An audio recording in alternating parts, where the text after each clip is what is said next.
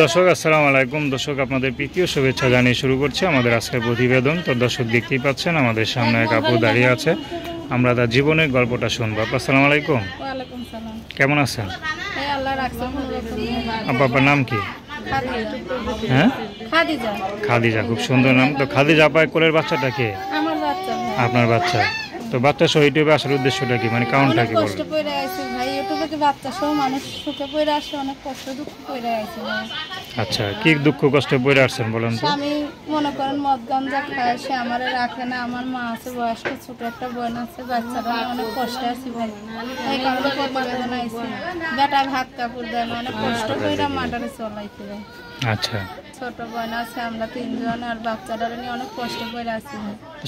স্বামী কোথায়? স্বামী চলে গেছে ভাই। তো বাচ্চা হ্যাঁ, 2 মাস তখনই চলে গেছে। তখনই চলে গেছে। মানে কারণটা কি, কেন চলে গেল? কারণ কি ভাই, তারা আমি কামাই করে টাকা পয়সা দিতে পারি না, মানুষের বাসা কাম করে টাকা পয়সা দিতে খাওয়াইতে না। এখন তারা তো আর আমি খাওয়াইতে পারি না, সে মদ গাঁজা খাইয়ে আইসে আমাদের মায়ের ধর করে। আমার ছোট বোন আছে, মা আছে, আমাদের মায়ের ধর করে। বাচ্চারা চিকিৎসার জন্য টাকা পয়সা দেয় না।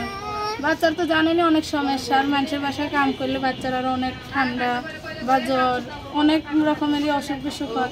আচ্ছা, তো এখন কি বাচ্চার জন্য মানে কি সহযোগিতার জন্য আসছেন, নাকি আপনার নতুন করে বিয়ে করবেন, ঘর সংসার করবেন, বা বাচ্চা একটা পরিচয় তো দরকার আছে, ঠিক না? সেই পরিচয়ের জন্য আসছেন কোনটা? হ্যাঁ ভাই, বাচ্চা একটা পরিচয়ের জন্যই আইছি। যে সে আরেকটা বিয়ে করে চলে গেছে ভাই। এখন আমার বাচ্চারা আর আমার যে দায়িত্ব নিব, বা আমার পোলাটার যে পাশে এসে দাঁড়াইবো, আর আমার যে ভালোবাসা আপন করে নিব, ভালো মনের একটা মানুষ পাইলে আমি বিয়ে শাদী করব। আচ্ছা, তো আপনার নাম্বারটা বলতে পারেন মুখে? না ভাই, না। তো দর্শক, আপনারা যদি আপুর সাথে যোগাযোগ করতে চান, তার নাম্বারটা হলো 01741713354। আমি নাম্বারটা আবারও বলছি 01741713354। তো দর্শক, প্রেম ভালোবাসা, সাহায্য সহযোগিতা, বিয়ে শাদী করা একান্ত আপনাদের ব্যক্তিগত ব্যাপার। তো আসুন আমরা 5 ওয়াক্ত নামাজ পড়ি, সর্বদা দেশের সেবা করি। আসসালামু আলাইকুম।